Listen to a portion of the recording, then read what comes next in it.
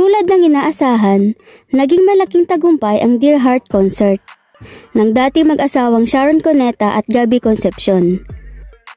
Naginanap sa SM Mall of Asia Arena noong October 27, 2023. Ang gabi ng Dear Heart concert nina Sharon at Gabby ay masasabing kanilang-kanila. Pero naging gabi rin ito ni Casey na tila muling nabuo ang pagkatao ng ilang taon din matatawag na broken.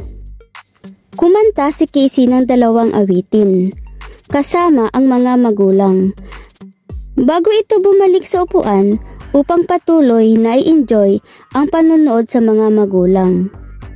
Natapos ang gabi na masaya at emosyonal ang lahat. Narito ang ilang kaganapan sa ginanap na concert.